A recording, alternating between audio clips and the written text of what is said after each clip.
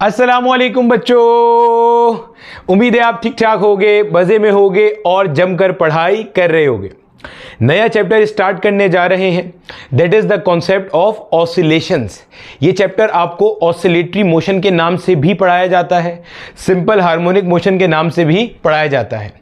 और अमूमी तौर पर क्लास 11 के बच्चों के अंदर ये बात मशहूर है कि ये चैप्टर क्लास 11 का सबसे डिफ़िकल्ट चैप्टर है। हालांकि जब हम ये चैप्टर मुकम्मल करेंगे तो आपको ये बात समझ में आएगी कि ये चैप्टर बहुत आसान है अगर इसकी बेसिक्स को बिल्कुल क्लियर रखकर पढ़ा जाए। इंटरेस्टिंग चैप्टर है और बहुत सारी एप्लीकेशंस हैं। जो हम अगला चैप्टर पढ़ेंगे जो कि वेव्स का है, उसके अंदर भी इसकी एप्लीकेशन है। साथ ही साथ जब आप उससे अगला चैप्टर जो कि नेचर ऑफ लाइट है या फिजिकल ऑप्टिक्स है वो पढ़ोगे, वहाँ पर भी आपको इसकी एप्लीकेशंस मिलेंगी। क्लास 12 के अंदर जो ऑल्टरनेटिंग करंट का पार्ट है उसमें तो ये चैप्टर भरपूर अंदाज में मौजूद है। साथ ही साथ आप में से जो लोग आगे चलकर इंजीनियरिंग पढ़ेंगे, चाहे वो कंप्यूटर साइंस पढ़ें, चाहे वो सॉफ्टवेयर इंजीनियरिंग पढ़ें, चाहे वो इलेक्ट्रिकल में जाएं, इलेक्ट्रॉनिक्स में जाएं, मैकेनिकल में जाएं, वो इस पर्टिकुलर टॉपिक को जो कि ऑसिलेशंस है, ऑसिलेटरी मोशन है या सिंपल हार्मोनिक मोशन है, उसे बहुत दफ़ा पढ़ेंगे। ठीक है, तो इतनी बात करने के बाद स्टार्ट करते हैं। मेरा नाम बिलाल ज़िया है और ये मेरा और आपका एक छोटा सा प्यारा सा प्लेटफॉर्म है जहाँ पर हम 11 और 12 की फिज़िक्स पढ़ रहे हैं। बच्चे, ये हमारा पहला लेक्चर है। आज के लेक्चर में हमने क्या डिस्कस करना है? बिल्कुल बेसिक फंडे डिस्कस करेंगे, basic fundamentals of oscillatory motion. Oscillatory motion क्या होता है, कब वो सिंपल हार्मोनिक मोशन बनता है, क्या कंडीशंस हैं, और बुनियादी चीज़ें पढ़ते हुए जाएंगे। तो अगर आपका ये बेसिक फंडा क्लियर होगा तो आगे चलकर आपको मज़ा भी आएगा, कॉन्सेप्ट का फील भी आएगा और समझ में भी आएगा। लेक्चर स्टार्ट करने से पहले जो भी अगल बगल मस्ती कर रहे हो भैया, व्हाट्सएप पे किसी से बहुत ज़रूरी बातचीत कर रहे हो तो वो जो ज़रूरी बंदा है वो बाद में भी वहीं रहेगा, उसको आप बाद में अप्रोच कर लेना। अभी एक गो में लेक्चर देखो, साथ साथ अपने नोट्स बनाते जाओ। ठीक है, चलो हेडिंग लगा लो अपने पास, ऑसिलेशंस का लेक्चर नंबर 1। बेटे स्टार्ट करते हैं। सबसे पहली चीज़ जो हमने डिस्कस करनी है that is the concept of periodic motion. क्या होता है पीरियोडिक मोशन? देखो मेरा बच्चा, हर वो मोशन लिखना अपने पास जो अपने आप को रिपीट करे after equal intervals of time, ऐसे मोशन को मेरे बच्चे हम कहते हैं periodic motion. Any motion that repeats itself after equal intervals of time, such a motion is termed as periodic motion. Sir मिसाल से बात समझाएं। चलो मिसाल समझ लेते हैं भैया। मेरा बच्चा, आपको ये बात पता है कि जो हमारी अर्थ है ये अपने एक्सिस के गिर्द रोटेट करती है। जी सर, हमें ये बात पता है। मेरा बेटा, ये जो अपने एक्सिस के गिर्द रोटेट करती है ये कितनी देर में चक्कर मुकम्मल करती है? 24 घंटे में। यानी कि एक दिन और एक रात जो अर्थ अपने एक्सिस के गिर्द घूमती है, एक दिन एक रात मिलाकर ये चक्कर मुकम्मल करती है। 24 आवर्स में एक साइकिल, फिर 24 आवर्स में साइकिल, फिर यानी कि हर 24 घंटे बाद अर्थ वही काम कर रही है। पीरियोडिक मोशन हुआ नहीं हुआ? सिमिलरली आपके पास जो अर्थ है या बाकी सारे प्लैनेट्स भी हैं, आपको ये बात पता है कि ये सन के इर्द गिर्द रोटेट करते हैं, सूरज के इर्द गिर्द घूमते हैं। बचपन में आपने सोलर सिस्टम पढ़ा होगा। ऐसे ही जो अर्थ सूरज के इर्द गिर्द रोटेट करता है ये चक्कर मुकम्मल करता है 365 दिन में, 365 डेज में। वो जो आप दिसंबर के आखिरी दिन पटाखे फाड़ रहे होते हो, खुशियां मना रहे होते हो, जिसको न्यू ईयर नाइट कहते हैं, तो वो सेलिब्रेशन किस चीज़ की होती है? अर्थ का एक पीरियोडिक मोशन मुकम्मल होने की। क्योंकि अर्थ ने ये पूरा चक्कर एक साल में मुकम्मल किया, अगले साल में सेम टाइम पर अर्थ फिर ये चक्कर मुकम्मल करेगा, उससे अगले साल में सेम टाइम पर अर्थ फिर ये चक्कर मुकम्मल करेगा। This is the concept of periodic motion. तो क्या सीखा? हर वो मोशन जो अपने आप को रिपीट करता है after equal intervals of time, ऐसे मोशन को अपन लोग कहते हैं पीरियोडिक मोशन। ठीक है, समझ आती है? अच्छा, और मिसाल ले लेते हैं एक। जैसे मेरा बेटा, आपके पास डेज इन अ वीक होते हैं, किसी भी हफ्ते के जो दिन होते हैं वो भी पीरियोडिक मोशन की तरह बिहेव करते हैं। मान लो आप मंडे सुबह 8 बजे कोई काम करते हो, कोई भी एक टास्क है जो आप मंडे सुबह 8 बजे परफॉर्म करते हो। लेट्स से आपको डॉक्टर ने खुदा ना खास्ता कोई दवाई दी हुई है, ठीक है, कोई दवाई दी हुई है आपको किसी विटामिन की कमी को पूरा करने के लिए। उसने कहा भैया मंडे सुबह 8 बजे आपने दवाई खानी है, ना उससे पहले ना उसके बाद में। तो मान लो आज मंडे है, अभी सुबह 8 बजे ने आपने टाइम देखा और आपने वो दवाई खा ली। अब 7 दिन गुजरेंगे, फिर मंडे आएगा, फिर सुबह 8 बजेंगे, फिर आप वही काम करोगे, पीरियोडिसिटी। तो हर वो मोशन जो अपने आप को रिपीट करेगा after equal intervals of time, such a motion is termed as periodic motion. अब मेरा बच्चा इसके अंदर जो हमारे पास अगला कॉन्सेप्ट है ना समझने के लिए, that is the phenomena of oscillatory motion. Oscillatory motion क्या होता है बच्चे? इसको ऑसिलेटरी मोशन भी कहते हैं हम लोग, जो हमारे चैप्टर का नाम भी है ना ऑसिलेशंस, वो यहीं से आया। या इसको मेरा बेटा हम वाइब्रेटरी मोशन भी कहते हैं, दोनों एक ही चीज़ें, कोई फर्क नहीं है, ठीक है। ऑसिलेटरी या वाइब्रेटरी मोशन, इस पे जाने से पहले ज़रा पहले रिवाइज कर लो। हमने 2 टाइप के मोशन पहले से पढ़े हुए मैकेनिक्स के अंदर। एक था हमारे पास ट्रांसलेशनल मोशन, बॉडी एक पॉइंट पर है, यहां से उठ करके दूसरे पॉइंट पे जा रही है, such a motion is termed as translational motion. उसमें फिर रेक्टिलिनियर मोशन पढ़ा था, मोशन इन 1 डायमेंशन पढ़ा था, मोशन इन 2 डायमेंशन पढ़ा था, जिसे अपन लोग प्रोजेक्टाइल मोशन कह रहे थे। साथ साथ हमने पढ़ा था रोटेशनल मैकेनिक्स, रोटेशनल मोशन। अगर कोई बॉडी दायरे में घूम रही होती है और एक्सिस ऑफ रोटेशन बॉडी के अंदर से पास कर रहा होता है, रोटेशनल मोशन। बॉडी दायरे में घूम रही है और एक्सिस ऑफ रोटेशन बॉडी के अंदर से पास नहीं कर रहा, बाहर लाई कर रहा है, सर्कुलर मोशन। पॉइंट समझ में आ रहा है? तो ये सारी चीजें हम ऑलरेडी पढ़ चुके हैं। अब एक नए टाइप का मोशन पढ़ रहे हैं, that is oscillatory motion. Oscillatory motion की एक टाइप होती है सिंपल हार्मोनिक मोशन, जो हमारा आज के लेक्चर का या ऑनवर्ड इस पूरे चैप्टर का कॉन्सेप्ट रहने वाला है, ठीक है। चलो ऑसिलेटरी मोशन को डिफाइन कैसे करते हैं भैया मेरे बच्चे? To and fro motion, to and fro motion. Sir और किसी तरह से बता दें, और तरह समझ लो भाई। मान लो मेरा बच्चा back and fourth motion. Sir अभी भी नहीं समझ में आया, कोई मसला नहीं है, कोई इशू नहीं है, देखो समझते हैं अभी। मान लो बच्चे यहाँ पे मेरे पास एक कोई मास स्प्रिंग सिस्टम है। सर मास स्प्रिंग सिस्टम क्या होता है? ऐसे समझ लो मेरे पास एक यहाँ पे कोई सपोर्ट है और यहाँ पे मेरे पास कोई हॉरिजॉन्टल सरफेस है। अब इसके ऊपर यहाँ पे मेरे पास एक अदद कनेक्ट हुआ हुआ है मेरा बच्चा स्प्रिंग, और इसके साथ यहाँ पे लगा हुआ है मेरे बेटे मेरे पास एक अदद मास कनेक्ट हुआ हुआ है, ठीक है। अभी ये सिस्टम बड़े मजे से यहाँ पे रेस्ट में है, कोई भी ऑब्जेक्ट कहीं नहीं जा रहा, बड़े मजे से हमारा सिस्टम रुका हुआ है। सोचो ये जिस जगह पे रुका हुआ है ना मेरा बेटा, इसको हम कहते हैं मीन पोजीशन या मीन पॉइंट। आगे चल के इसी को हम इक्विलिब्रियम पॉइंट कहेंगे या स्टेबल इक्विलिब्रियम पोजीशन कहेंगे। हर चीज का मायना मफहूम पूरा कॉन्टेक्स्ट के साथ समझ में आएगा, टेंशन लेने की नहीं है, ठीक है। अब देखो सोचो, ये स्प्रिंग है, ये बॉडी है। अगर मैं इस बॉडी के ऊपर फोर्स अप्लाई करता हूं, इसे ऐसे घसीटता हूं, इसको आगे लेके जाता हूं, तो स्प्रिंग स्ट्रेच होगा और मास आगे आएगा। सोचो मैंने इसके ऊपर फोर्स लगाई और इस मास को आगे लेकर गया, मान लो यहां कहीं पे ले आया, अभी मैंने इसको होल्ड किया हुआ है, तो आपको नजर आ रहा है आपका स्प्रिंग खिंच चुका है। अब जैसे ही मैं मास को छोड़ूंगा, ये ऐसे वापस आएगा, यहां पे आके रुकेगा तो नहीं, इनर्शिया की वजह से, क्योंकि चलता हुआ आ रहा था तो इनर्शिया ऑफ द मास चाहेगा ये चलता रहे, तो ये चलता हुआ इधर आएगा, स्प्रिंग कंप्रेस हो जाएगा, फिर वापस यहां पे आएगा, फिर नहीं रुकेगा, इनर्शिया की वजह से आगे जाएगा, तो गोया ये ऐसे मूव करना शुरू हो जाएगा। Such a motion is termed as oscillatory या वाइब्रेटरी मोशन। क्लियर हो गया? ऐसा कोई मोशन जिसके अंदर एक बॉडी वाइब्रेट करे, टू एंड फ्रो मूव करे, बैक एंड फोर्थ मूव करे, आगे पीछे मूव करे अबाउट अ फिक्स पोजीशन, जिसको आप मीन पॉइंट कहते हो, ऐसे मोशन को हम कहते हैं ऑसिलेटरी मोशन या वाइब्रेटरी मोशन। क्लियर हो गया? अब बच्चों का एक गलत फहमी होती है कि ऑसिलेटरी मोशन ही सिंपल हार्मोनिक मोशन है। ऑसिलेटरी मोशन की एक काइंड है simple harmonic motion. Oscillatory motion एक बहुत बड़ा टॉपिक है, ठीक है। अगर आपका कोई बड़ा भाई बहन बीएससी कर रहा हो फिजिक्स के अंदर या एमएससी कर रहा हो, उससे पूछना, वो बताएगा हमारा ऑसिलेशंस का पूरा कोर्स है जिसमें एसएचएम एक पार्ट है। आसान भाषा में simple harmonic motion is the simplest oscillatory motion possible. खैर अभी समझते हैं, ठीक है। इतनी बात हमें क्लियर हो गई, इतनी बात हमें अच्छे से समझ में आ गई। अब यहां पे मेरा बच्चा जरा एक दो चीज और क्लियर कर लो। सर क्या जो पीरियोडिक मोशन होता है वो ऑसिलेटरी मोशन होता है? कोई लाजमी नहीं है। मिसाल के तौर पे देखो, मैंने आपको बताया था, ये पहली मिसाल थी पीरियोडिक मोशन की। अगर आप इसे गौर से देखोगे तो ये मेरा बेटा एक सर्कुलर मोशन है, रोटेशनल मोशन है एक तरह से, ठीक है, क्योंकि अर्थ अपने एक्सिस के गिर्द रोटेट कर रही है। तो हम फिलहाल रोटेशनल और सर्कुलर मोशन को एक ही काउंट करके चल रहे हैं, ठीक है। तो अर्थ ये जो गोल गोल गोल गोल गोल गोल गोल अर्थ घूम रही है अपने एक्सिस के गिर्द, ये कैसा काउंट होगा? सर्कुलर मोशन काउंट होगा। सिमिलरली ये जो अर्थ सूरज के इर्द गिर्द घूम रही है, ये भी कैसा काउंट होगा? सर्कुलर मोशन काउंट होगा। और ये जो आखिरी वाली मिसाल है, ये तो कोई मोशन ही नहीं है, ये तो हमने सिर्फ पीरियोडिसिटी की कैरेक्टरिस्टिक डिफाइन की थी यहाँ पे, कि रिपीटिशन आ रही है आफ्टर फिक्स टाइम इंटरवल्स।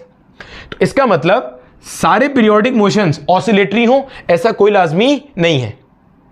इतनी बात समझ आ गई, लिख लेना कि सारे पीरियोडिक मोशंस ऑसिलेटरी हो ऐसा कोई लाजमी, कोई गारंटी, कोई वादा नहीं है। पीरियोडिक मोशन क्या है? हर वो मोशन जो अपने आप को रिपीट करेगा after fix intervals of time. Oscillatory motion क्या है? एक पॉइंट के आगे पीछे होने वाला motion. Such a motion is termed as oscillatory या वाइब्रेटरी मोशन। अब दूसरी बात, क्या सारे ऑसिलेटरी मोशंस पीरियोडिक होंगे? क्या सारे ऑसिलेटरी मोशंस अपना साइकिल रिपीट करेंगे फिक्स इंटरवल्स में? यह भी कोई लाजमी नहीं है। ठीक है, अब जरा समझना। सर ऑसिलेटरी मोशन की कुछ एग्जांपल दें, इसी से हम बात समझते हैं। देखो मेरा बेटा, एक तो आपके सामने मैंने ये लिखा हुआ है, ये कहलाता है मेरा बेटा मास स्प्रिंग सिस्टम। क्या कहलाएगा? मास स्प्रिंग सिस्टम। ठीक हो गया। साथ ही साथ मेरे बच्चे हम एक मिसाल और पढ़ेंगे आगे चल के, that is the concept of simple pendulum. अभी बता भी देता हूं कैसे। मान लो आपके पास कोई एक धागा है, उसके किनारे पे आपने ये मार्कर बांध दिया और ऐसे इसको हैंग कर दिया। अब ये मार्कर जो है मीन पोजीशन पे ऐसे हैंग हुआ होगा। अब मार्कर को यहां लेकर गए और छोड़ दिया, तो मार्कर भैया ऐसे जाएगा, फिर ऐसे आएगा, यानी कि आपका पेंडुलम जो है ऐसे ऐसे वाइब्रेट कर रहा है। चेक करो, इस मीन पोजीशन के अबाउट में पेंडुलम क्या कर रहा है? वाइब्रेट कर रहा है। Such a motion is termed as oscillatory motion. यानी कि जो motion of a simple pendulum है इसको आप बोलोगे ऑसिलेटरी है। मास स्प्रिंग सिस्टम के मोशन को भी आप कहोगे ये भी कैसा है? ऑसिलेटरी मोशन है। अब क्या ये मोशन पीरियोडिक होंगे या नहीं, ये डिपेंड करता है एक चीज के ऊपर, एंड दैट चीज इज कि सिस्टम में फोर्स ऑफ फ्रिक्शन एक्ट ना कर रही हो, या आपके पास सिस्टम की जो टोटल मैकेनिकल एनर्जी है वो कंजर्व रहे। समझ लेना और से ये बात अच्छे से। अगर आपके पास सिस्टम में फोर्स ऑफ फ्रिक्शन होगी तो देखो नुकसान क्या होगा। देखो आहिस्ता आहिस्ता चलेंगे, कोई टेंशन नहीं है। अगर लेक्चर लंबा हो रहा होगा मैं 2 पार्ट्स में ब्रेक कर दूंगा। बेसिक कॉन्सेप्ट जितना अच्छे क्लियर रखोगे चैप्टर उतना अच्छा समझ में आएगा। समझना, फोर्स ऑफ फ्रिक्शन के होने से क्या होता है? मान लो ये मास स्प्रिंग सिस्टम था, आप इसको यहां पे लाके छोड़ते हो। जैसे ही आप छोड़ोगे ये मास आगे जा रहा है, अगर यहां फ्रिक्शन एग्जिस्ट करेगी तो इसके आगे जाने पर कुछ एनर्जी फ्रिक्शन को ओवरकम करने में जाएगी, और फ्रिक्शन के अगेंस्ट में जो वर्क डन होता है वो हीट की फॉर्म में जाता है, और हीट की फॉर्म में कोई एनर्जी चली जाएगी तो वो एयर मॉलिक्यूल्स में जाएगी, और वहां से रिकवर करना पॉसिबल नहीं है, वो एनर्जी डिसिपेट हो गई। यही वजह है कि आपके जितने रियल लाइफ सिस्टम है उसमें अगर मैं मास को यहां लाके छोड़ूंगा तो मास ऐसे जाएगा, फिर वापस उस जगह पे नहीं आएगा जहां से इसको मैंने छोड़ा था, उससे कहीं पीछे आएगा। यानी कि आहिस्ता आहिस्ता इसका एम्पलीट्यूड छोटा होता जाएगा और फाइनली आपका मास अपने मीन पॉइंट पे आके रुक जाएगा, रेस्ट में आ जाएगा। इसके ऊपर सर वॉल्टर लुईन का एक बहुत मशहूर एक्सपेरिमेंट भी है। सर वॉल्टर लुईन MIT के फिजिक्स के हेड ऑफ डिपार्टमेंट थे, अब तो रिटायर हो गए। उनका एक एक्सपेरिमेंट है, आप यूट्यूब पे जाके टाइप करना sir Walter Lewin's simple pendulum experiment. उसमें इन्होंने यही बात बताई है। वो पेंडुलम को ऐसे अपनी चिन पे लेकर आते हैं और छोड़ देते हैं। अब रियल लाइफ सिस्टम है, वो तो आइडियल सिस्टम नहीं है, तो पेंडुलम जाता है फिर वापस उनकी चिन तक नहीं आ सकता, क्योंकि जाते वक्त उसने कुछ एनर्जी अपनी दे दी। किसको? एयर को, ताकि एयर रेजिस्टेंस को ओवरकम किया जा सके, तो वो वापस नहीं आ सकता। अगर वापस आएगा तो उनकी चिन्ह वहां पे उसके साथ वो बॉल लग जाएगा आके। ठीक है, तो प्रैक्टिकली पॉसिबल नहीं है कि वो वापस आए। हाँ, हम जब मान के चलेंगे तो हम मानेंगे हमारा फोर्स ऑफ फ्रिक्शन एग्जिस्ट नहीं कर रहा, तो मैकेनिकल एनर्जी क्या है? कंजर्व है। जब मैकेनिकल एनर्जी कंजर्व है, अब आप कहोगे कि आपका जो ऑसिलेटरी मोशन है ये मेरा बेटा कैसा है? पीरियोडिक मोशन है। तो ये कंडीशन ध्यान में रखिएगा। बहुत सारे बच्चों को डायरेक्ट लगता है सारे ऑसिलेटरी मोशन पीरियोडिक होते हैं, जबकि ऐसा नहीं है। ऑसिलेटरी मोशन पीरियोडिक होगा, हर ऑसिलेटरी मोशन पीरियोडिक होगा अगर फोर्स ऑफ फ्रिक्शन एग्जिस्ट ना करे, विस्कस फोर्स एग्जिस्ट ना करे, ड्रैग फोर्स एग्जिस्ट ना करे, रेजिस्टेंस वाली फोर्स एग्जिस्ट ना करे, हर वो फोर्स जिसके अगेंस्ट में वर्क डन करने पर हीट एनर्जी जनरेट हो वो एग्जिस्ट ना करे, या total mechanical energy of the system conserve रहे, sum of kinetic and potential energy of the system हर पॉइंट पे कंजर्व रहे, तो हम कहेंगे हमारे पास ऑसिलेटरी जो मोशन है वो कैसा है? पीरियोडिक है। अभी इस पे आगे भी तफसील से चर्चा होगी, टेंशन लेने की जरूरत नहीं है। ठीक हो गया बच्चे, इतनी बात क्लियर हो गई। आगे चलते हैं। बस ये 2 आप अलग अलग समझ लो, जल्दी से रिवाइज कर रहा हूं। हर वो मोशन जो अपने आप को फिक्स टाइम में रिपीट करे, ये रहा। ऐसा कोई मोशन जो टू एंड फ्रो मूव करे, आगे पीछे मूव करे, वो ये रहा। ठीक है, अब कुछ जरा यहां पे ना पॉइंट समझ लेते हैं। ये मान लो मेरा बेटा मेरे पास ऐसे, ठीक है। अभी हमने देखा कि हमारे पास एक होता है मेरा बच्चा जिसको आप कहते हो मीन पोजीशन। ये रहा भाई साहब आपका मीन पोजीशन, इसको आप कहते हो मीन पॉइंट। आपका मास यहां पे था, जैसे इसको देखोगे ये मास यहां पे था, मैं मास को एक तरफ लेकर गया और छोड़ दिया, तो भैया मैं मास को यहां से लेकर गया, मान लो इस पॉइंट के ऊपर, इस पॉइंट पे लेकर गया और यहां से मैंने इसको छोड़ दिया, ऐसे इसके साथ ऐसे स्प्रिंग कनेक्ट हुआ हुआ है, ठीक है, समझ जाना ये यही चीज यहां बनाई हुई है। जब इसको छोड़ दूंगा तो क्या होगा, ये मास ऐसे मूव करता हुआ आएगा, यहां पे रुकेगा नहीं रुकेगा, सिस्टम में क्या मौजूद है, इनर्शिया, यहां से आएगा यहां पे और यहां से इनर्शिया की वजह से आगे जाएगा, फिर यहां से आएगा यहां पे, हम ये मान के चल रहे हैं फोर्स ऑफ फ्रिक्शन नहीं है, तो यहां जाने के बाद जब ये वापस आएगा तो दोबारा इसी पॉइंट पे आएगा और ऐसे ऐसे फिर ये सारी जिंदगी वाइब्रेट करता रहेगा। ठीक हो गया। तो अब गौर से देखिएगा, ये वाली जो पोजीशन है इसको मेरे बच्चे हम कहते हैं एक्सट्रीम पॉइंट। क्या कहेंगे, एक्सट्रीम पॉइंट। सिमिलरली एक एक्सट्रीम पॉइंट यहां भी एग्जिस्ट करेगा। हो गए दो extreme point.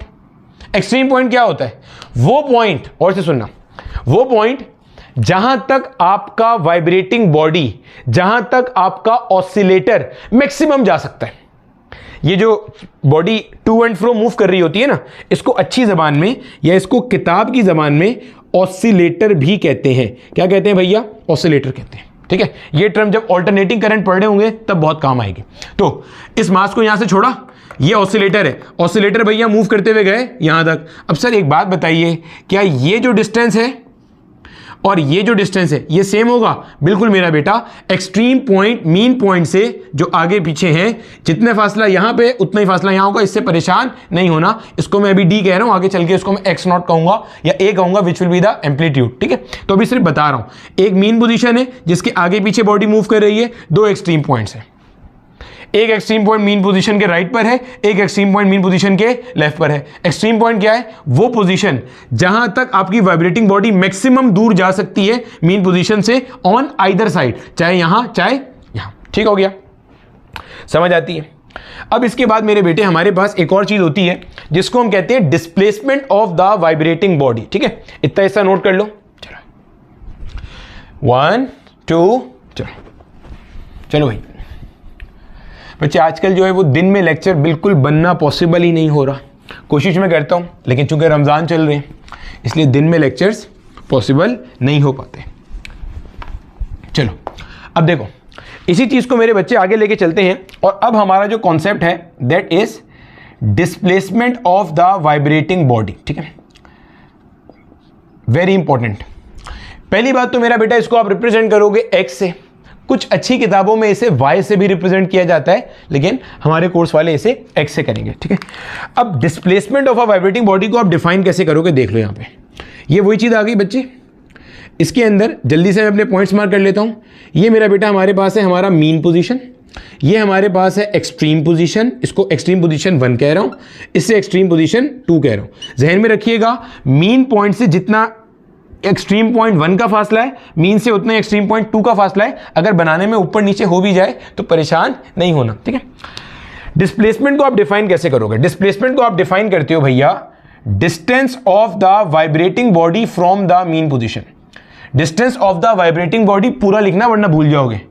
From the mean position, mean position से वाइब्रेटिंग बॉडी का जो डिस्टेंस होता है इसको आप कहते हो डिस्प्लेसमेंट। पहली चीज ये समझ लो। दूसरी चीज, आप जरा रिवाइज करो, आपके पास जो डिस्प्लेसमेंट था आपको याद आ रहा होगा, वो एक वेक्टर क्वांटिटी था और वेक्टर किसी एक पॉइंट से दूसरे पॉइंट पे होता है हमेशा।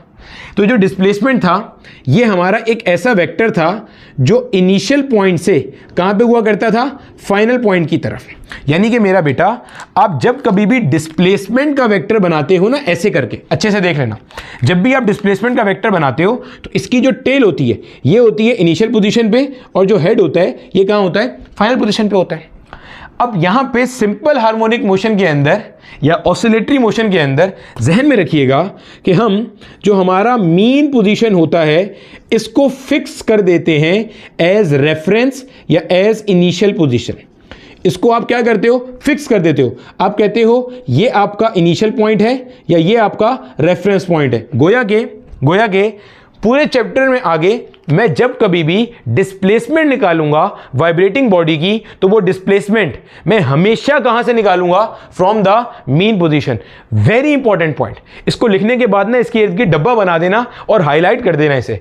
Very important point. बहुत सारे कॉन्सेप्ट्स आपके इस एक छोटे से पॉइंट की वजह से गलत हो जाते हैं। खास तौर पे जब हम अगले लेक्चर्स में डिस्प्लेसमेंट और फेज एंगल के कॉन्सेप्ट पढ़ रहे होंगे तो बच्चे दबा दबा के भंडे मार रहे होते और सवाल नहीं सॉल्व हो रहे होते। ठीक है, तो फेज का कॉन्सेप्ट, डिस्प्लेसमेंट, वो सब इसी एक छोटे से पॉइंट से आता है। क्या छोटा सा पॉइंट है? फिर सुन लो, देखो फिर सुन लो। अगर आपके पास एक कोई बंदा है जो यहां से यहां पे आ गया, इस पॉइंट से इस पॉइंट पे आ गया, तो ये डिस्प्लेसमेंट होगी। यहां से यहां पे आ गया तो ये डिस्प्लेसमेंट होगी। लेकिन एसएचएम के अंदर मेरे भाई जो आपका मीन पोजीशन है, ये हमेशा कैसा काउंट होगा? ये हमेशा इनिशियल काउंट होगा।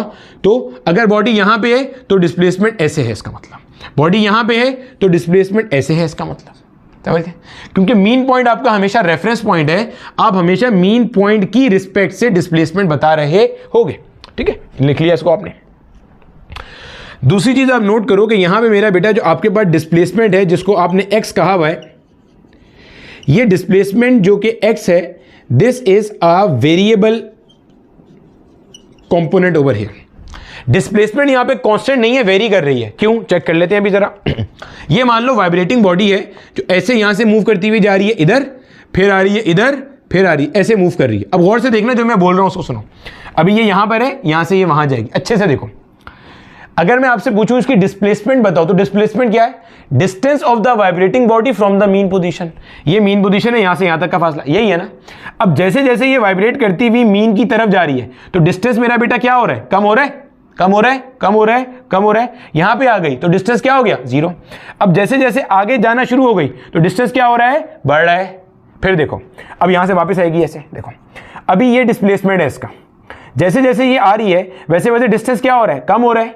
अब जब यहां से यहां गुजरना शुरू हो गई, डिस्टेंस क्या हो रहा है? बढ़ रहा है।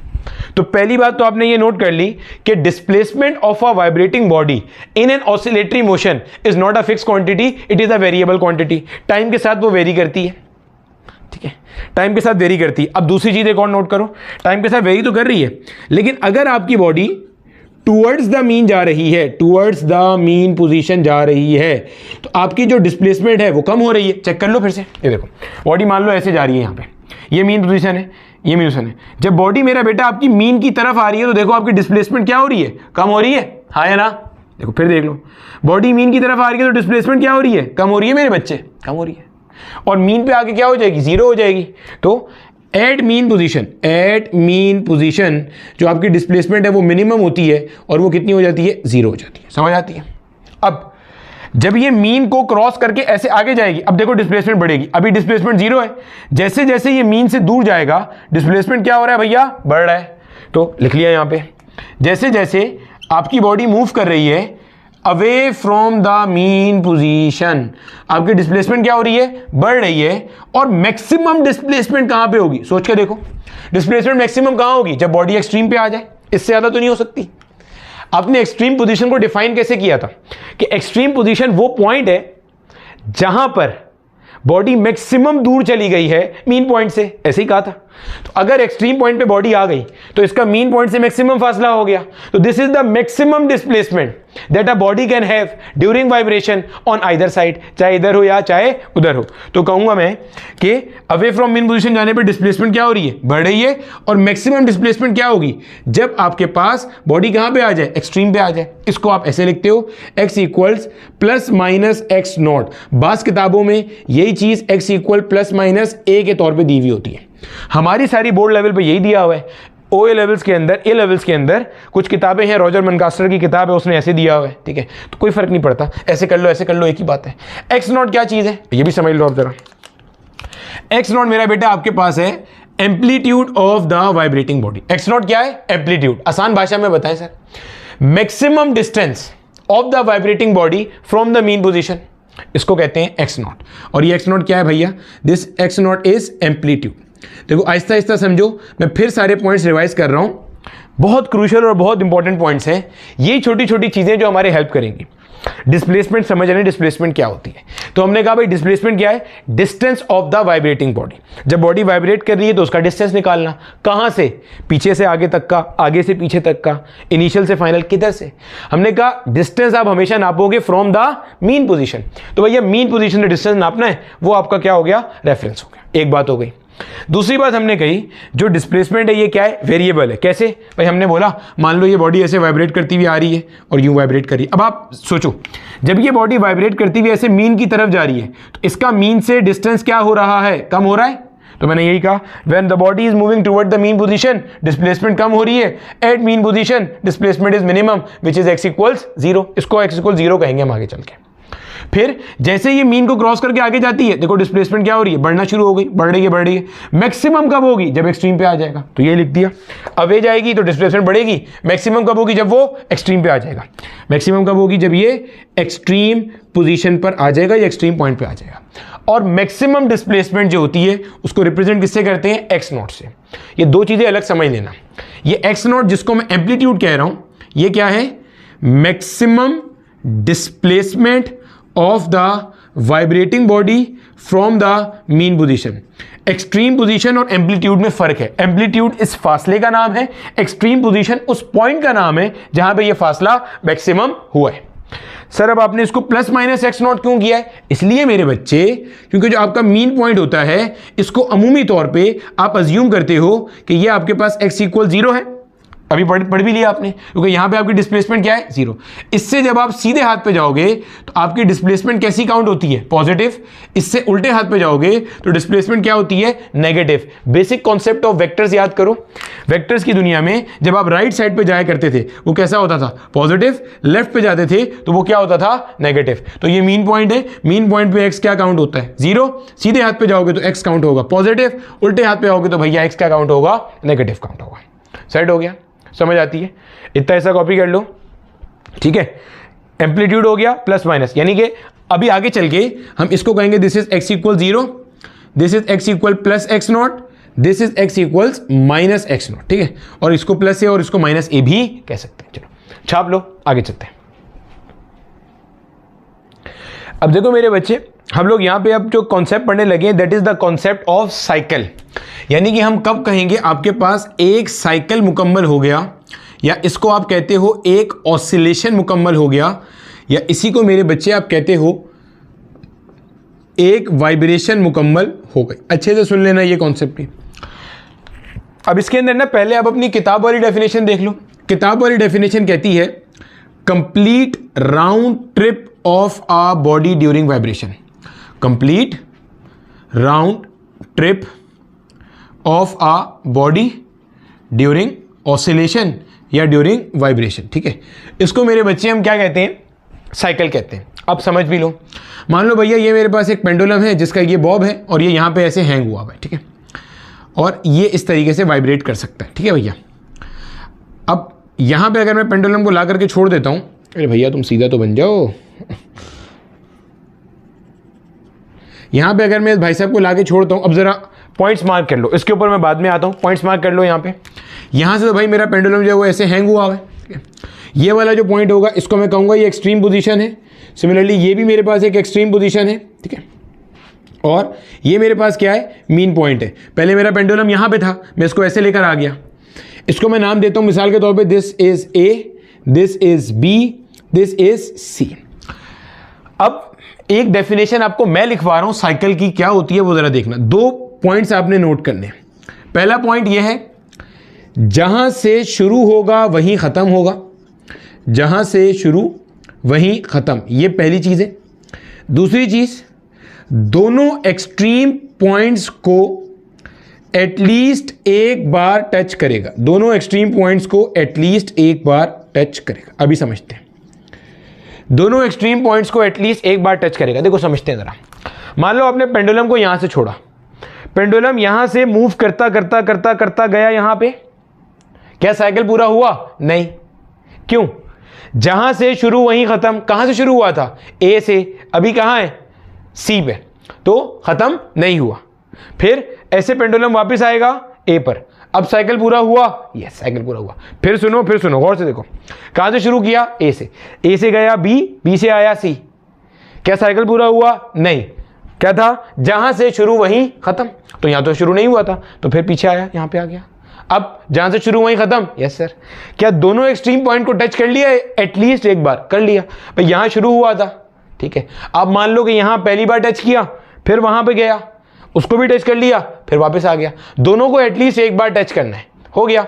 यानी कि एक आपने तरीका सीख लिया साइकिल का, ये रहा कि भाई ए से कहां गया बी, बी से कहां गया सी, फिर सी से कहां आया बी, फिर बी से कहां आया ए से बी, बी से सी से बी से ए। ऐसे ही आप यहां से देख लो, यहां से शुरू किया, मान लो ये पेंडुलम आपका यहां पे था, छोड़ दिया आपने, तो पेंडुलम ऐसे जाएगा, फिर ऐसे मूव करके यहां पे आएगा। तो इस साइकिल को ऐसे डिफाइन करेंगे, सी से गया बी, बी से कहां गया ए से फिर कहां आया बी, बी से फिर कहां आया सी। देखो सी से गया बी, बी से आया ए से गया बी, बी से वापस कहां आया सी। देखो दोनों चीजें फॉलो हो रही हैं, जहां से शुरू वहीं खत्म। चेक कर लो। दूसरी चीज, दोनों एक्सट्रीम पॉइंट को एटलीस्ट का मतलब कम से कम, एटलीस्ट मतलब कम से कम एक बार टच करना है। तो यहां से शुरू हुआ, इसको एक बार टच कर लिया, इधर गया, इसको भी कर लिया, फिर वापस आके खत्म हो गया। तो सर इसको तो दूसरी बार भी कर लिया, कोई फर्क नहीं पड़ता। मैंने क्या लिखा है, एटलीस्ट, मैंने एटमोस्ट नहीं लिखा है। एटलीस्ट का मतलब है कम से कम एक बार हो। अब जरा समझो, तहम्मुल से सुनना मैं क्या बात कर रहा हूं। ये मान लो पेंडुलम ऐसे ऐसे वाइब्रेट कर रहा था, ठीक है। वाइब्रेशन इसकी छोटी तो हो नहीं रही थी, क्योंकि हमने माना हुआ है कि फोर्स ऑफ फ्रिक्शन एग्जिस्ट नहीं कर रही। तो यहां से छोड़ा था, तो इधर गया, फिर आ गया, इधर ऐसे आ रहे, चले जा रहे हैं अपनी मर्जी से। अब मैं ऑब्जर्व करना शुरू कर रहा हूं, जब पेंडुलम यहां पे मौजूद है, मेन पोजीशन पे मौजूद है। मान लो भैया पेंडुलम ऐसे मूव करते करते यहां पे आया। जब यहां पे आया, अब मैं इस पॉइंट से साइकिल को स्टार्ट कर रहा हूं। अच्छे से सुनो, मैं साइकिल को यहां से स्टार्ट कर रहा हूं। पेंडुलम भैया ऐसे मूव करते हुए जा रहे हैं, फिर ऐसे आ रहे हैं, फिर यूं जा रहे हैं, फिर ऐसे आ रहा है। जब ये पेंडुलम ऐसे जा रहा है, अब जब वो यहां पर है तब स्टार्ट हो रहा है। देखो साइकिल का कॉन्सेप्ट क्या है, पेंडुलम ऐसे जा रहा था, इस पॉइंट पे आया, मैंने कहा साइकिल को पढ़ना चालू करते हैं, साइकिल को पढ़ना स्टार्ट करते हैं। यहां से मेरे बच्चे, जब मेरा पेंडुलम यहां गया, फिर यहां आया, क्या मुकम्मल हुआ? चेक करो।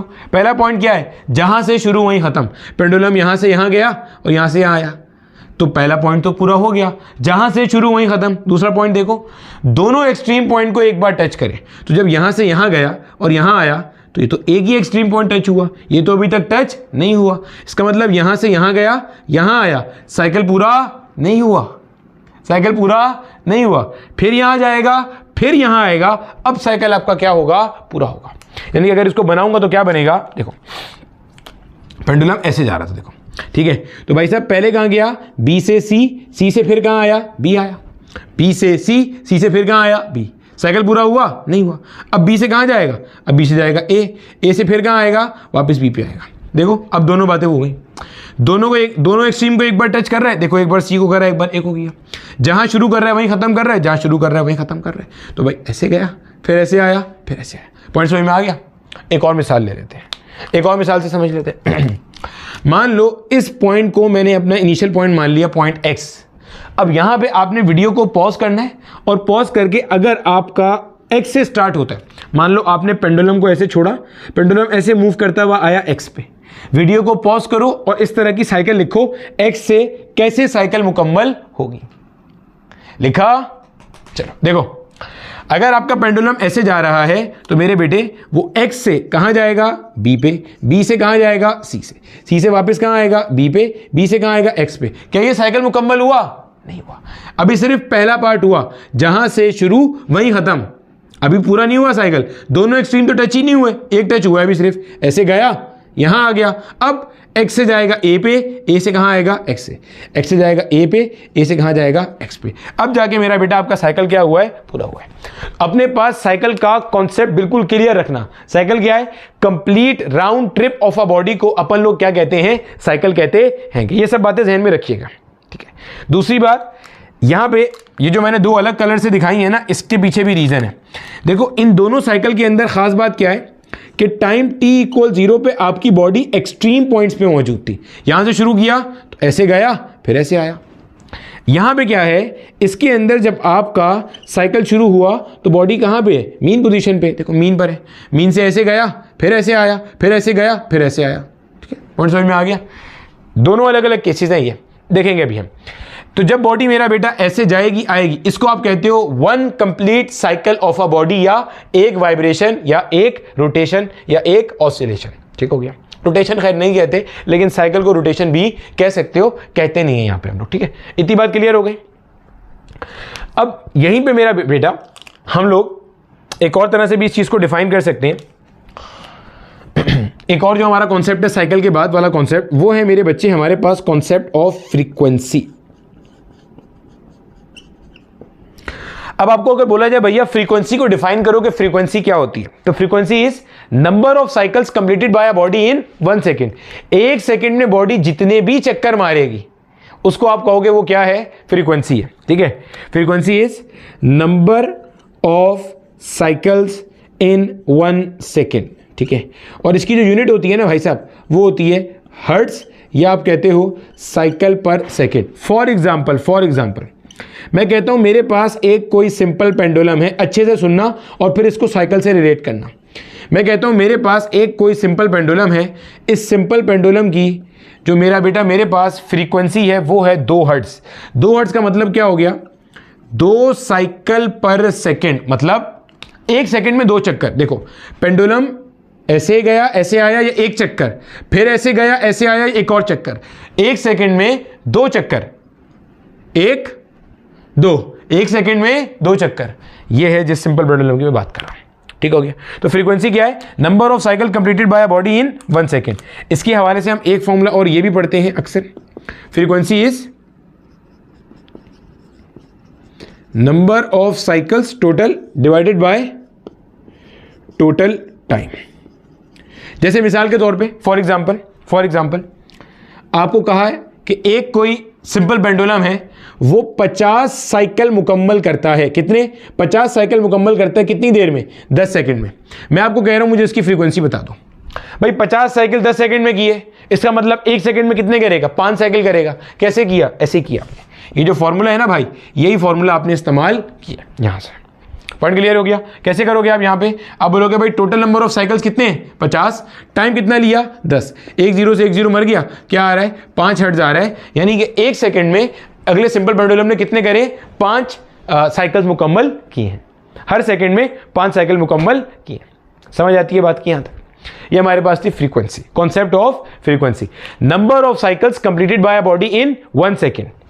1 साइकिल 2 साइकिल, ऐसे कितने साइकिल 1 सेकंड में बॉडी मुकम्मल करती है, दैट इज फ्रीक्वेंसी। कॉपी कर लीजिए, आगे चलते हैं।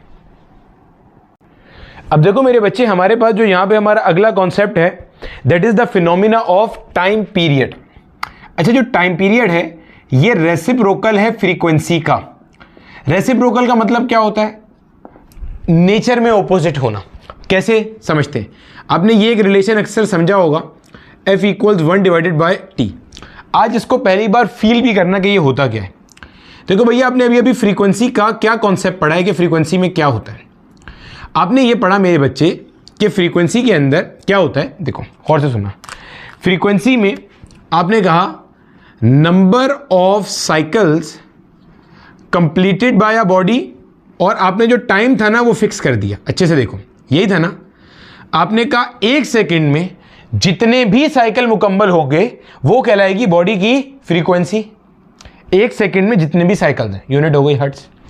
टाइम पीरियड इसका उल्टा है, वहां आपने नंबर ऑफ साइकिल्स को खुला छोड़ा हुआ है, जितने भी होते रहे, टाइम फिक्स कर दिया। यहां उल्टा है। यही 2 चीजें मैं यहां भी लिख रहा हूं, नंबर ऑफ साइकिल्स, और से देखिएगा, और यहां पे भी टाइम आ गया। यहां पे क्या है मेरे बच्चे, आपके पास 1 साइकिल को मुकम्मल करने का जो भी टाइम है वो कहलाएगा टाइम पीरियड। ये डेफिनेशन तो आपने कई दफा पढ़ी होगी, टाइम पीरियड की definition, time required to complete 1 cycle. 1 चक्कर को मुकम्मल करने के टाइम को अपन लोग कहते हैं टाइम पीरियड। शायद इस तरह से पहली बार देख रहे हो, इस तरह से देख लेना तो कॉन्सेप्ट का ज्यादा अच्छा फील आएगा कि भाई ये फॉर्मूला हम यूज क्यों करते हैं, क्योंकि ये दोनों रिलेशन आपस में कैसे हैं, रेसिप्रोकल है। कैसे रेसिप्रोकल है, जो चीज फ्रीक्वेंसी कह रही है और टाइम पीरियड कह रहा है वो एक दूसरे के उलट है। क्यों, फ्रीक्वेंसी में आपने कहा 1 सेकेंड में जितने भी साइकिल बॉडी मुकम्मल करे, दैट इज फ्रीक्वेंसी। जैसे हमारे घर में जो ऑल्टरनेटिंग करंट आता है उसकी जो फ्रीक्वेंसी होती है हमारे घर के ऑल्टरनेटिंग करंट की, दैट इज 50 हर्ट्ज। यानी 1 सेकेंड में 50 साइकिल मुकम्मल होते हैं, ठीक है। यहां पे आपने उल्टा कर दिया, आपने नंबर ऑफ साइकिल्स को कर दिया फिक्स। आपने कहा भैया एक साइकिल को मुकम्मल होने में जितना टाइम लगेगा वो क्या कहलाएगी आपके पास, टाइम पीरियड कहलाएगा। Time required to complete 1 second. इसी का मेरा बेटा हम लोग एक और फॉर्मूला होता है, दैट इज t इक्वल्स 2π/ω। यहां से हम ये कह सकते हैं ओमेगा बराबर है मेरे बच्चे 2π/t के। अभी आगे चल के हम ये जो हमारा ओमेगा होगा इसको मेरा बेटा हम कहेंगे एंगुलर फ्रीक्वेंसी ऑफ SHM। क्या नाम देंगे, angular frequency of SHM। Sir इसको एंगुलर फ्रीक्वेंसी क्यों कह रहे हैं, इसको एंगुलर फ्रीक्वेंसी कहने का रीजन ये होता है क्योंकि मेरे बच्चे इसकी अगर आप डायमेंशन निकालोगे, यूनिट निकालोगे, तो वो और इसकी यूनिट एक बराबर आएगी। देखो इसकी भी जो डायमेंशन आएगी वो क्या आएगी, t इनवर्स आएगी। डायमेंशन निकालना पता है ना, 2π की डायमेंशन नहीं होगी, t की डायमेंशन t होगी, तो क्या बन जाएगी t इनवर्स। या अगर यूनिट देखोगे तो क्या बन जाएगी, सेकेंड इनवर्स। इसकी भी डायमेंशन क्या है, t इनवर्स। यहाँ से देखो f इक्वल्स 1/t, तो इसकी डायमेंशन भी क्या बन गई, t इनवर्स। और अगर इसकी यूनिट की बात करेंगे तो क्या बन जाएगा, सेकेंड इनवर्स। सर यहाँ तो आपने बोला था साइकिल पर सेकेंड, तो साइकिल तो ये बता रहे हैं ना कितने चक्कर हैं, तो यूनिट क्या है, पर सेकेंड, सेकेंड इनवर्स। तो ये हम पढ़ेंगे आगे चल के एंगुलर फ्रीक्वेंसी ऑफ SHM। ठीक है भैया, तो ये 3 चीजें ध्यान में रख लेना। अब एक कॉन्सेप्ट को जरा फील करो, जो अभी आपने साइकिल का कॉन्सेप्ट पढ़ा है ना मेरा बेटा, इस साइकिल के कॉन्सेप्ट को फील करने के लिए एक चीज देखो, उससे हम एक बात समझते हैं। ठीक है, चलो देखो जल्दी से। अब देखो मेरा बेटा, मैं वही जो हमारा सिंपल पेंडुलम है ना उसको दोबारा से ड्रॉ कर रहा हूं और अपनी जो साइकिल का कॉन्सेप्ट है ना उसको देखो। और यहां से ना हमने एक चीज फील करनी है जो आपको अक्सर किताब में लिखी मिलती है। एक चीज का ध्यान में रखना, अभी तक हमारे पास सिंपल हार्मोनिक मोशन की डेफिनेशन नहीं आई है, रीस्टोरिंग फोर्स का कॉन्सेप्ट नहीं आया, वो आएगा अभी। ठीक है, ये मेरा बेटा हमारे पास पेंडुलम है और ये मान लो इसका वो ट्रैक है जिसके अलॉन्ग ये वाइब्रेट कर रहा है। ठीक है, इस पॉइंट को मैं नाम दे देता हूं भैया पॉइंट A का, इसे मैं नाम दे देता हूं पॉइंट O का, इसे मैं नाम दे देता हूं पॉइंट B का। हमें ये बात पता है कि जो हमारे पास पॉइंट B है ये पॉजिटिव एक्सट्रीम है और ये हमारे पास हमारा नेगेटिव एक्सट्रीम हो गया और ये हमारे पास हमारा मीन पोजीशन हो गया एट x इक्वल्स 0। ठीक है, अब पेंडुलम वाइब्रेट कैसे कर रहा है, बिल्कुल वैसे जैसे मैंने आपको समझाया था। यहां पे आपके पास पेंडुलम था, इसको मैंने छोड़ दिया। पेंडुलम भैया ऐसे गए, मूव करते करते करते करते यहां पे, फिर ऐसे आए, फोर्स ऑफ फ्रिक्शन नहीं है तो जहां से छोड़ा था वापस वहीं पर आएगा, फिर वहीं पर आएगा, तो चलता रहेगा ऐसे। अब मैंने अपनी ऑब्जर्वेशन कहां से स्टार्ट करी, इस पॉइंट से, मीन पोजीशन से, यानी कि पेंडुलम ऐसे मूव करता करता आया इस जगह पे। जैसे यहां पे आया मैंने कहा अब अपना साइकिल स्टार्ट करते हैं, ऑब्जर्वेशन को पढ़ना शुरू करते हैं। तो भैया O से कहां जाएगा, B पर, B से कहां आएगा, O पे। साइकिल मुकम्मल नहीं हुआ क्योंकि एक एक्सट्रीम बाकी है, O से B, B से O, अब फिर A जाएगा, फिर O आएगा, तो O से जाएगा A से कहां आएगा O। अब जाके मेरा बेटा आपके पास एक साइकिल मुकम्मल हुआ। अब यहां पे ना जरा आप कुछ चीजें इसको मार्क कर लो। O का मतलब क्या है, मीन पोजीशन, यानी कि x इक्वल 0। B का मतलब क्या है, पॉजिटिव एक्सट्रीम। B का मतलब क्या है, पॉजिटिव एक्सट्रीम। फिर O का मतलब क्या है, x इक्वल 0। A का मतलब क्या है, नेगेटिव एक्सट्रीम। ठीक है मेरे बच्चे, और फिर से O का मतलब क्या है, x इक्वल 0 यानी कि मीन पोजीशन। क्या आपको ये चीज नजर आ रही है, और से देखो कि मैं अगर पेंडुलम की साइकिल के 4 टुकड़े कर दूं, पेंडुलम की साइकिल के 4 टुकड़े, O से लेके B तक जाने वाला एक हिस्सा, B से O तक दूसरा हिस्सा, तीसरा हिस्सा, चौथा हिस्सा। टोटल साइकिल अगर 100% है तो मैं 25% साइकिल डिफाइन कर रहा हूं। 25%, फिर 25, फिर 25, फिर 25। देखो हो क्या रहा है, O से लेके B तक जाते हुए क्या आपको ये नजर आ रहा है कि जो डिस्प्लेसमेंट है वो पॉजिटिव सेंस में बढ़ रही है, बढ़ रही है, बढ़ रही है, यहां पे जाके पॉजिटिव सेंस में मैक्सिमम हो गई। डिस्प्लेसमेंट क्या होती है, distance of the vibrating body from the mean position. तो जब आपके पास आपका पेंडुलम मीन से बी की तरफ जा रहा है तो डिस्टेंस पॉजिटिव सेंस में क्या हो रहा है, बढ़ रहा है। फिर जब बी से ओ की तरफ आ रहा है पॉजिटिव सेंस में डिस्टेंस क्या हो रहा है, कम हो रहा है। फिर जब ओ से ए पे जा रहा है तो डिस्प्लेसमेंट नेगेटिव सेंस में क्या हो रही है, बढ़ रही है। फिर जब ए से ओ पे आ रहा है तो डिस्प्लेसमेंट नेगेटिव सेंस में क्या हो रही है, कम हो रही है। देखो यहां से भी नजर आएगी ये चीज। ओ से बी पे जा रहा है तो आपकी डिस्प्लेसमेंट पॉजिटिव सेंस में बढ़ रही है, बढ़ते बढ़ते बी पे जाके पॉजिटिव मैक्सिमा आ गया। फिर जब आपका बी से ओ पे आ रहा है तो डिस्प्लेसमेंट पॉजिटिव सेंस में क्या हो रही है, कम हो रही है। फिर जब ओ से ए पे जा रहे हैं तो डिस्प्लेसमेंट नेगेटिव सेंस में क्या हो रही है, बढ़ रही है। भैया इसे नेगेटिव क्यों कह रहे थे, अभी तो बताया था, क्योंकि ये वाला जो आपका पॉइंट होता है दिस इज x इक्वल 0, इससे सीधे हाथ पे डिस्प्लेसमेंट पॉजिटिव काउंट होती है, इससे उल्टे हाथ पे डिस्प्लेसमेंट नेगेटिव काउंट होती है। बच्चे ये छोटी छोटी चीजें जहन में रखते चलना, ठीक है। तो ये नेगेटिव सेंस में बढ़ रही थी, इधर आके नेगेटिव सेंस में मैक्सिमम हो गई, फिर जब यहां से यहां पे आ रहा है वापस नेगेटिव सेंस में क्या हो रही है, कम होती जा रही है। बोलो भैया इतनी बात समझ आती है सबको, सेट है, क्लियर होता है। अब देखो यहां पे तरह, अब इसी इंफॉर्मेशन को मैं यहां आपको दो तरह से डिफाइन करूंगा, गौर से देखना, दो तरह से। देखो ये मान लो मेरा बेटा हमारे पास सर्कल है। सर सर्कल कहां से आ गया बेटे, अगर आपको रोटेशनल मोशन का टॉपिक याद है तो हम वहां पे जो साइकिल का कॉन्सेप्ट होता था वो सर्कल से डिफाइन किया करते थे। ये भी तो साइकिल है, कहां से कहां पे, ओ से बी, बी से ओ, ओ से ए से वापस ओ। और अभी मेरा साइकिल स्टार्ट कहां से हुआ है, ओ से, और ओ क्या है, मेरा मीन पोजीशन है। अभी साइकिल मीन से स्टार्ट करा है मैंने, एक्सट्रीम से स्टार्ट नहीं किया, ठीक है। अब यहां पे देखो, अगर मैं यहां पे एंगल्स मार्क कर दूं तो बच्चे ये वाला जो पॉइंट होता है इस वाली लाइन के अलोंग एंगल कितना होता है, 0 डिग्री। यहां से यहां पे आ जाएंगे तो एंगल हो जाता है भैया 90 डिग्री। फिर इधर आ जाएंगे तो एंगल हो जाता है भाई साहब 180 डिग्री। यहां आ जाएंगे तो एंगल हो जाता है भाई साहब 270 डिग्री। वापस यहां पे आ जाएंगे तो 360 डिग्री। और ये जो मैंने लाइन बनाई हुई है ना, ये मेरा बेटा हमारे पास है हमारी रेफरेंस लाइन। समझिएगा हम क्या बात कर रहे हैं, ये है हमारी रेफरेंस लाइन, ठीक है। अब होगा क्या, यहां पे मेरे पास कोई एक पार्टिकल मौजूद है, ये जो मैंने रेड कलर से बनाया है। ये पार्टिकल यहां से चलेगा और ऐसे मूव करते करते करते करते करते करते करते वापस यहां पे आएगा। फिर से यहां से चलेगा और मूव करते करते करते करते करते करते वापस यहां पे आएगा। गोया एक साइकिल मुकम्मल करेगा, आया ना।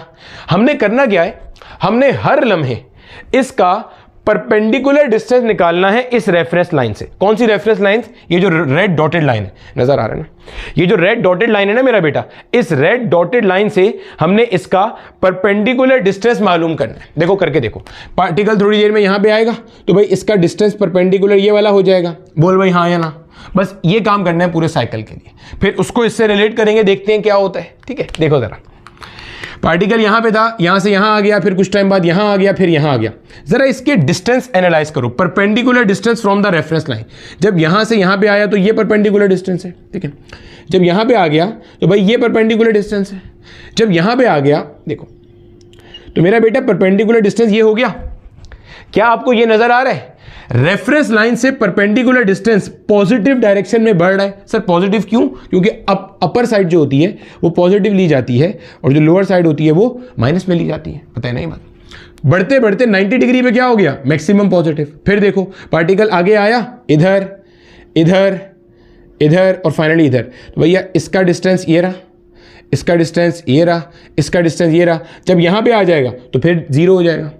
अब जरा यहां पे रुक के इसे एनालाइज करो। देखो जब यहां पे आपका साइकिल शुरू हुआ था, आपका पेंडुलम O से B पे जा रहा था, तो displacement from the mean position positive sense में बढ़ रही थी बढ़ रही थी बढ़ रही थी। जब 25% साइकिल हो गया तो displacement from the mean position maximum positive हो गई। यहां देखो पार्टिकल जब यहां से यहां जा रहा है तो डिस्प्लेसमेंट पॉजिटिव सेंस में बढ़ रही है और यहां पे जाने के बाद मैक्सिमम पॉजिटिव हो गई। फिर जब B से O पे आ रहा है तो डिस्प्लेसमेंट पॉजिटिव सेंस में कम हो रही है, क्योंकि देखो मीन से फासला क्या हो रहा है, घटता जा रहा है घटता जा रहा है, कम हो रहा है। यहां पे देखो जब यहां से यहां आ रहा है डिस्प्लेसमेंट पॉजिटिव सेंस में क्या हो रही है, कम हो रही है, पॉजिटिव सेंस में कम हो रही है। और जब यहां पे आ गया तो वापस क्या हो गई, 0।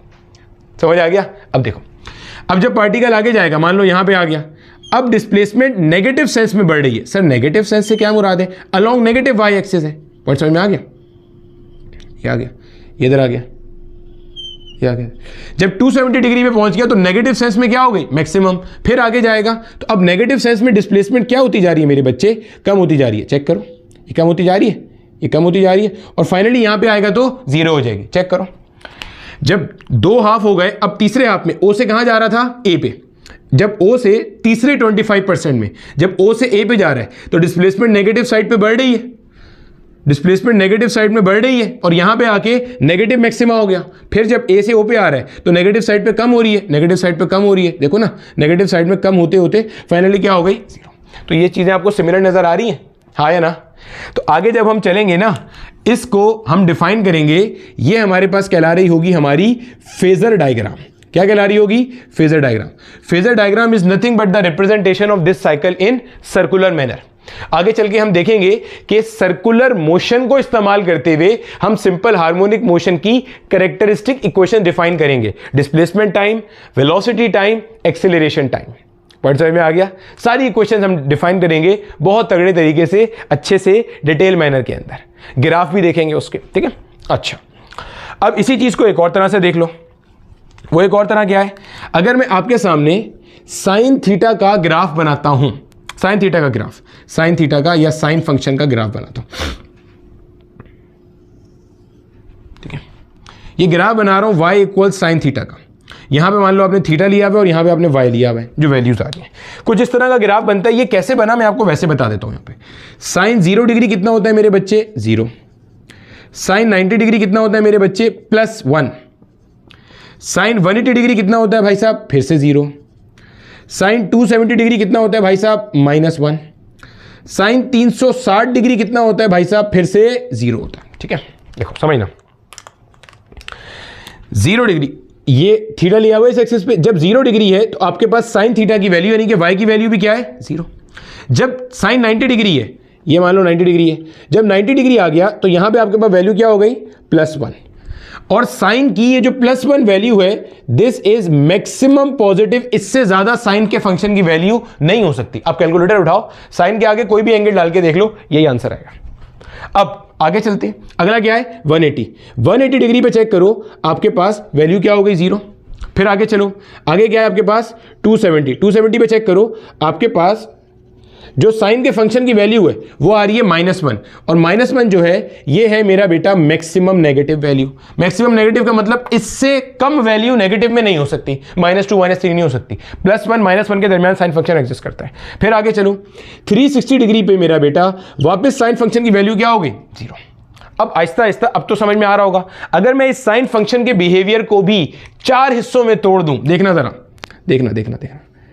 एक हिस्सा ये रहा, एक हिस्सा ये रहा, फिर यहां भी देख लो, 2 हिस्से हो गए, तीसरा हिस्सा ये रहा, चौथा हिस्सा ये रहा। सही है? अब देखो जरा, सिर्फ पहले हिस्से को देखना।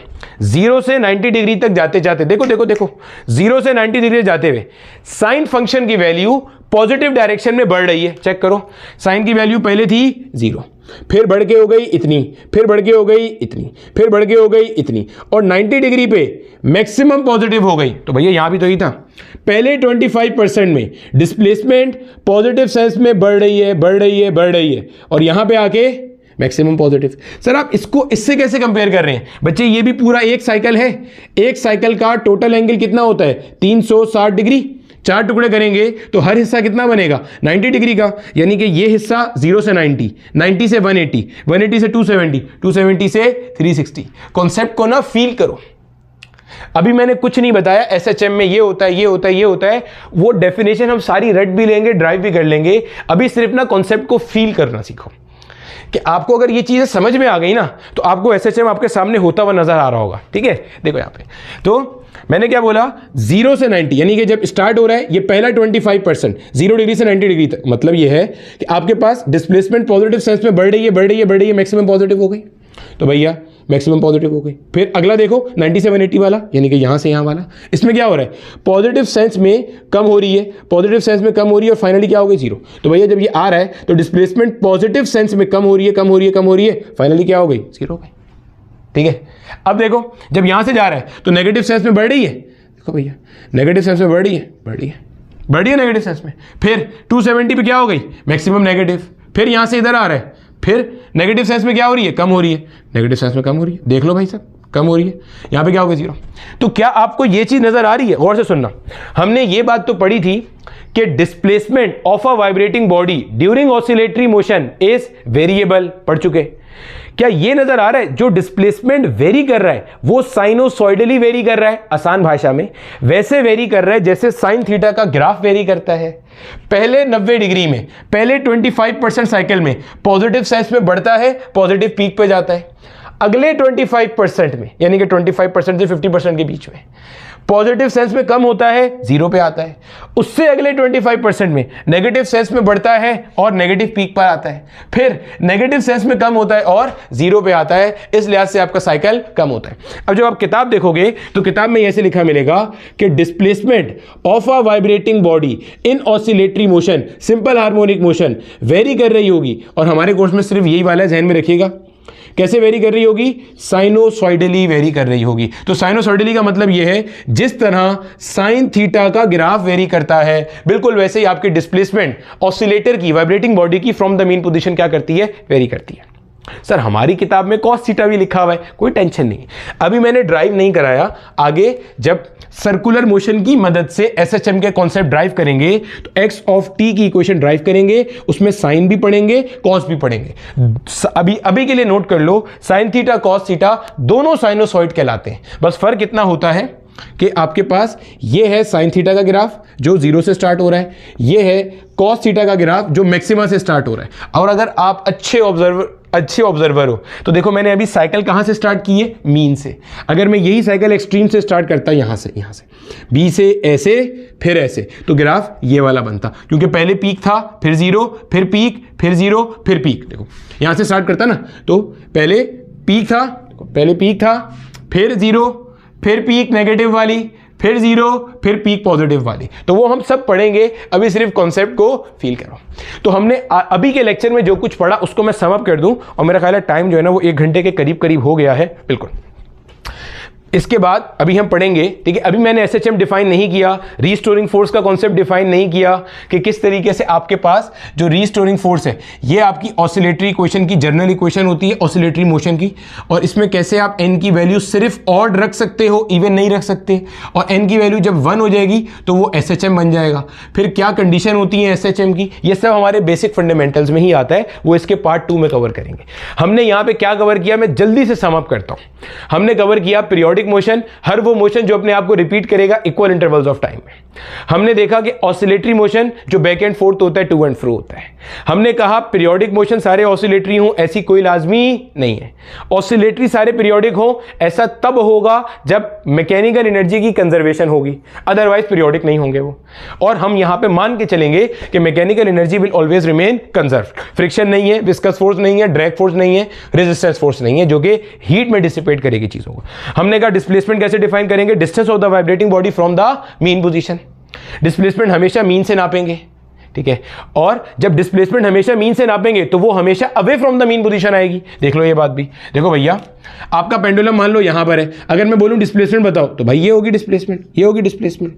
आपका पेंडुलम मान लो यहां पे, भले कहीं भी जा रहा है, वहां जा रहा है, यहां जा रहा है, कहीं भी जा रहा है, अभी यहां पर है तो डिस्प्लेसमेंट ऐसे होगी। भाई आप जब भी डिस्प्लेसमेंट निकालोगे आप नोट करना वो away from the mean position आएगी। क्यों? क्योंकि भैया जो आपका मीन है ये इनिशियल है, तो जहां पे भी होगा तो एरो तो हमेशा इनिशियल से कहां बनता है, फाइनल की तरफ बनता है। तो displacement is always away from the mean position, क्योंकि आप मीन पोजीशन को ही अपना रेफरेंस मानते हो, उसी को अपना इनिशियल मानते हो। फिर आपने कहा डिस्प्लेसमेंट जो वेरी करती है वो कैसे करती है, साइनोसॉइडल मैनर में वेरी करती है। आसान भाषा में जिस तरह साइन थीटा में चेंजिंग आती है वैसे ही डिस्प्लेसमेंट में चेंजिंग आ रही होती है। फिर हमने क्या चीज देखी कि एक्सट्रीम पॉइंट्स और मीन पॉइंट्स क्या होते हैं। हमने कहा भाई एक्सट्रीम पॉइंट क्या है, मीन पॉइंट के आजू बाजू में वो पॉइंट्स जहां तक आपकी वाइब्रेटिंग बॉडी मैक्सिमम दूर जा सकती है।